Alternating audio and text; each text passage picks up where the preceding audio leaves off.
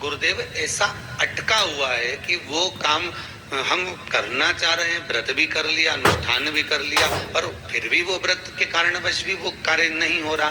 तो समझना कि कोई कार्य बड़ा भारी होगा और बाबा उसको कर नहीं रहा है, या कोई काम अटक रहा।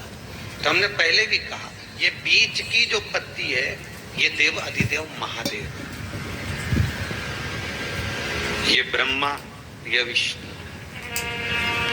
इन दोनों पत्ती के मिलन से लेकर इस पत्ती के बीच की जो डंडी है, ये नीचे की डंडी का वर्णन नहीं कर रहे हैं, इन दोनों पत्तियों के बीच में जो डंडी है बची हुई, जो तीनों के बीच में एक डंडी का जो भाव है, ये माता जगत जननी जगदम्बा माता पार्वती है। इस डंडी के नीचे का जितना भाग है, ये 33 कोटि देवताओं को दर्शन बेलपत्री।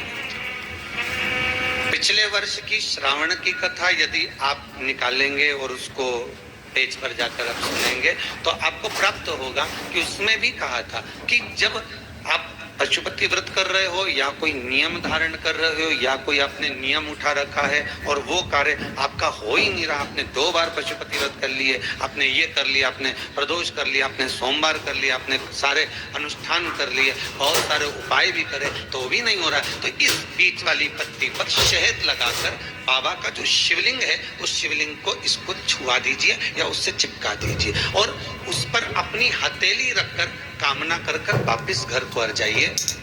बाबा आपकी वो मुराद शीघ्र 3 महीने के अंदर पूरा कर ही देता है। ये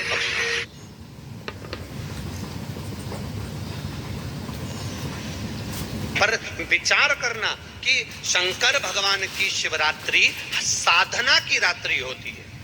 शंकर भगवान की शिवरात्रि एक आराधना की रात्रि होती है। हमने पहले भी कथाओं में कहा, हर महीने शिवरात्रि आती है, प्रत्येक महीने शिवरात्रि पड़ती है और प्रत्येक महीने की शिवरात्रि पर अगर आपसे बन सके, आप दुनिया में अगर आपके पास में लोग कहें कि ये बहुत गरीब व्यक्ति है, बहुत साधारण व्यक्ति है, इसके पास धन नहीं है, वैभव नहीं है, सत्ता नहीं है, इसके पास खुद का मकान नहीं है, इसके पास खुद की प्रॉपर्टी नहीं है, इसके पास खुद की दुकान नहीं है, दूसरे के यहाँ काम करता है, इसके पास कुछ भी नहीं है, हम उनसे कहेंगे 12 महीने शिवरात्रि आती है, 5 जगह पर चढ़ाई हुई बेलपत्र, आप 1 वर्ष 12 शिवरात्रि का एक नियम ले लो, 5 जगह पर बेलपत्र समर्पित करना सीख जाओ। एक बेलपत्र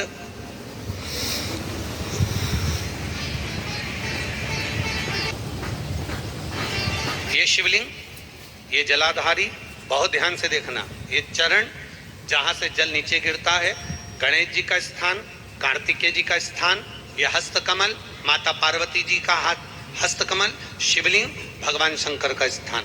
ऊपर से जो एक एक बूंद जल शिवलिंग के ऊपर गिर रहा है, शंकर भगवान की 5 बेटियां जया, विषहरा, शामरीबारी, दौतली, देव। बीच में जो एक मोटी सी लाइन है वो शंकर भगवान की छोटी लड़की, क्या नाम है? अशोक सुंदरी। ये पूरे शिवलिंग का वर्णन।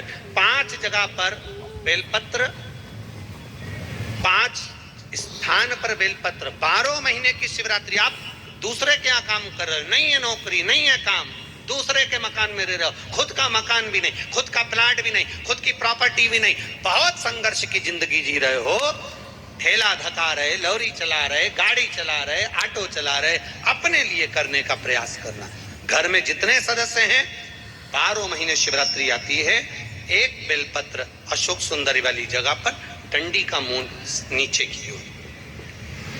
दूसरी बेलपत्र माता पार्वती जी के हस्त कमल पर। ये तो पत्ती जो होती है, इस पत्ती के 2 भाग शिवलिंग के बीच में हो।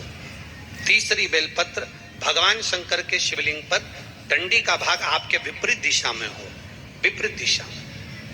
चौथी बेलपत्र भगवान शंकर का जहां से जल बहकर जाता है, जमीन पर जो जल बहता है, जमीन पे से जो जल बहकर जाता है, चौथी बेलपत्र उस जमीन के जल पर जहां से वो पानी बहकर जा रहा है, पूरे शिवलिंग को छोड़कर जहां से पानी जमीन पर बहकर जा रहा है उस स्थान पर। और 5वीं बेलपत्र नंदी का जो पांव ऊपर उठा हुआ है उस पांव के पास में 5वीं बेलपत्र समर्पित करना। एक शिवरात्रि से लेकर 12 शिवरात्रि जो 1 वर्ष तक कर लेता है, 1 वर्ष अपनी कड़ी मेहनत के साथ में मेहनत पूरी करना। और ये 5 बेलपत्र हर महीने जो शिवरात्रि आती है उस पे समर्पित करना प्रारंभ कर दीजिए और मेहनत करना प्रारंभ कर दीजिए। आपको आपके कर्म का फल मिलेगा। साल भर के अंदर आप अच्छे बनकर बैठ सकते हैं।